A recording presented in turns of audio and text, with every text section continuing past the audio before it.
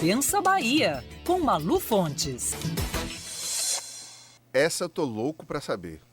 Malu Fontes vai falar hoje sobre futebol. Davi, literalmente, quem dera, nunca imaginei viver para fazer isso. Pois é, né? Bahia, 100 clubes na Série A. Em 2005 foi a única vez que a dupla Bavi caiu, só que foi para a Série C na oportunidade. Agora os dois caem abraçados, muito lamento, muito chora-chora. Teve investimento grande em reforma de gramado do Barradão para a Copa do Mundo. A própria Fonte Nova, que é a Casa do Bahia, tinha sido construído antes, o Pituaçu. Como é que fica o futebol baiano em 2015 nesse cenário nacional? É uma coisa vergonhosa. Nós somos a terceira população, né, do país, a terceira capital do país. Temos 3 estádios, dos quais literalmente não temos razão alguma para nos envergonharmos. Um estádio considerado hoje, dentro das infraestruturas dos demais estados brasileiros, magistral, que é a Arena Fonte Nova. Os outros 2 não deixam a desejar, Pituaçu e Barradão, como você mesmo reiterou. E não adianta agora eu estava vendo jornais hoje, ontem, dizendo, não, nós vamos voltar ano que vem, vamos voltar mais fortes. Não, isso é teoria do consolo cristã, aquela coisa que a gente sofre, é no sofrimento que a gente se recompõe, que a gente mostra o talento, que é uma história de resiliência, que é uma história de superação. Balela, Vilásio, na segunda divisão é muito mais difícil. Claro que acontece, porque senão os times que entrassem na segunda ou na terceira jamais voltariam, voltam. Mas é muito mais difícil. Uma vez na primeira caindo, é projeto ribanceira do árduo e é nadando contra a lama. Não é contra a maré, é contra a lama e ladeira acima. Por quê? Ladeira acima no sentido inverso, tudo empurra para baixo, literalmente, uma vez caídos.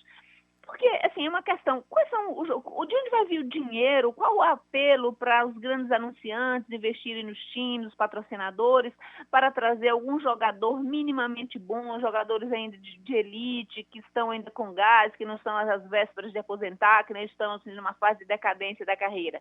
É muito mais difícil motivar a torcida para ir para os estádios, para ver os seus times jogarem com outras equipes tão perna de paus quanto o que sobrou dos seus times, também é muito mais difícil.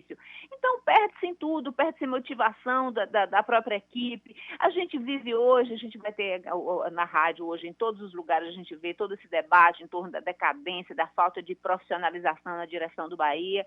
Então, como é que vai ficar do ponto de vista tático, estratégico, econômico, financeiro, né? E como dizem as pessoas que entendem muito e que falam o tempo inteiro de futebol, e dentro das 4 linhas, a coisa não parece nem um pouco animadora, né? Isso não é culpa do torcedor, o torcedor não merece isso. Agora, de certa maneira, eu não consigo entender, e ele também não tem que entender, porque isso tem a ver, né, com passionalidade.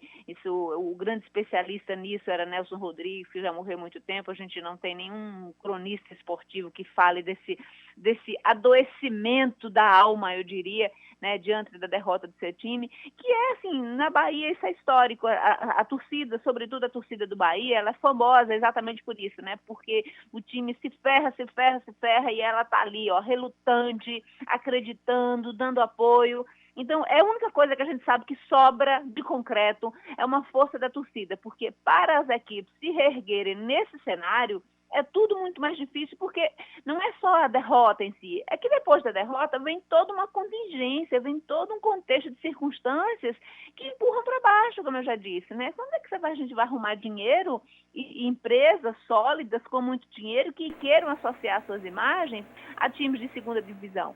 Malu, e ainda tem um detalhe, a cota de televisão também diminui, porque é uma para a Série A e para a Série B bem menos.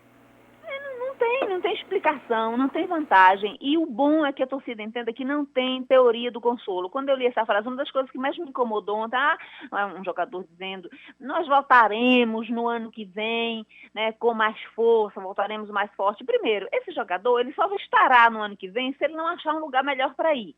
O contrato dele termina agora, no final do ano. Então, se ele não achar um lugar melhor para ir, é que ele ficará. Então, ele, tudo bem. Eu até acredito que ele, pessoalmente, voltará com mais força, mas em outra equipe. É verdade.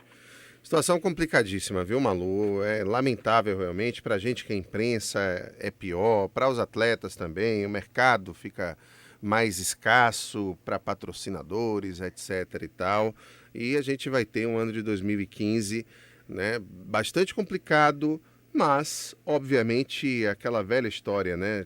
O planejamento que não é feito, então não dá para você plantar espinho e colher apenas fruto. Vai colher espinho, vai se arranhar, vai sangrar, pode até voltar ano que vem, mas o caminho é tortuoso, viu, Malu? Aquela velha história daquele documentário, né, Paraibanos das Três Ceguinhas, que eu gosto muito do título. A gente é para o que nasce. E fazendo uma adaptação, a gente tem o que merece. É isso aí. Malu Fontes volta então na quinta-feira com toda a repercussão aí do que ocorrer na semana. Malu, um bom dia para você. Tá de calundu não, né? Não, eu não. Muito pelo contrário, eu não sofro com essas coisas. Sofro por outras, claro, mas por outras não. Inclusive, é um exagero dizer que a gente está no inferno por causa disso. Eu não estou em inferno nenhum. Você é Bahia ou Vitória, Malu? Olha, sinceramente, de verdade, na boa, sem mentir, nenhum. Eu gosto do fenômeno, eu gosto do episódio, eu gosto assim, do barulho, da torcida, do sofrimento, sabe, do fenômeno que o futebol gera socialmente, mas eu não sou torcedora não, de jeito nenhum. Eu tenho crises de riso, às vezes, quando vejo as pessoas chorando. É igual avião, quando começa a tremular no ar, que as pessoas começam a gritar. Eu acho aquilo engraçado.